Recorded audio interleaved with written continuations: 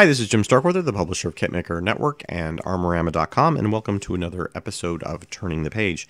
Today we've got from the folks at Panzerwrecks, number 17 in their Panzerwrecks series. This one is Normandy 3. They've put out 2 prior books to this one. The book series is by Lee Archer and Bill Auerbach, and we'd like to thank them for sending us these review samples. They're up to 18, actually. This is we've got 2 other ones that we're putting out right about the same time. We got all 3 of these samples in.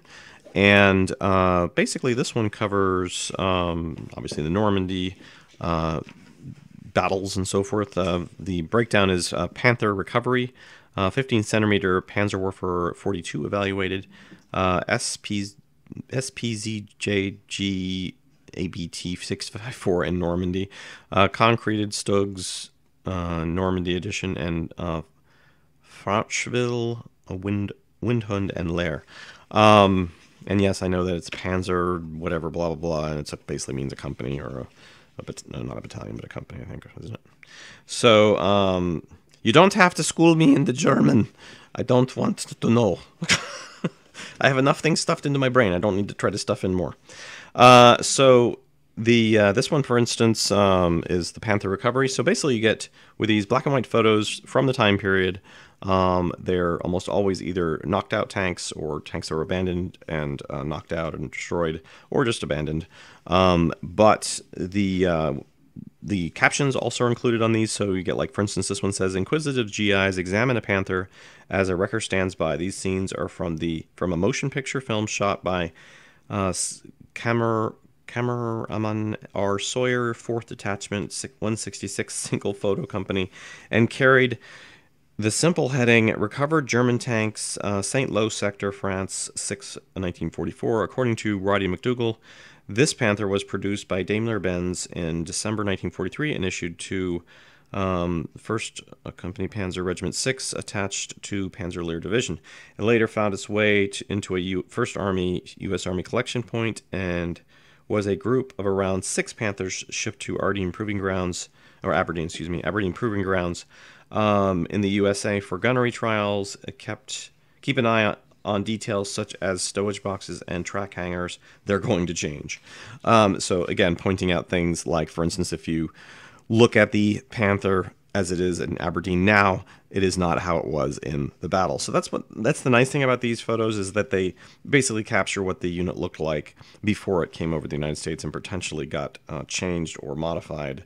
Not sure why they would have done that. Maybe the boxes fell off and they tried to re-weld them back on and did it differently. I mean, who knows, basically. So, but these photos are the best kind of reference you're going to get for, basically actual period reference rather than, say, modern reconstructed kind of stuff. So, again, each sections have captions, and I'm just going to flip through here and kind of show you just basically real quick what kind of photos you can expect to see. Lots of different photos. Some are going to be blurry, some are going to be perfectly clear, just depended on how they were photographed at the time or the quality of the photo that they're dealing with now, the size, and so forth. But most of these look like they're basically film negatives. They just, like this one here, obviously it's not quite as clear as it could have been because it just wasn't, it was taken maybe in a rush or not multiple exposures, and they had multiple exposures to pick from.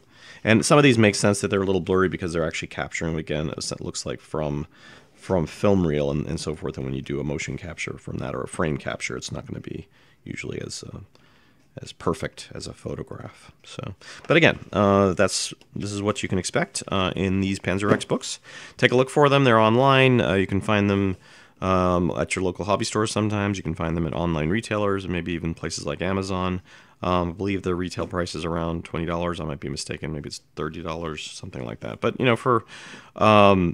for this type of thing, for this type of resource, it's not unheard of to be, putting out a little more money for something that's unique and the photos aren't everywhere on the internet and so forth. So, well, thanks for watching. And if you have any comments or suggestions, please leave them below. Again, we'd like to thank Lee and Bill for sending us these sample copies so that we can review. We'll be sending some of these off to reviewers for more kind of in-depth kind of written reviews, but keep an eye out for those as well.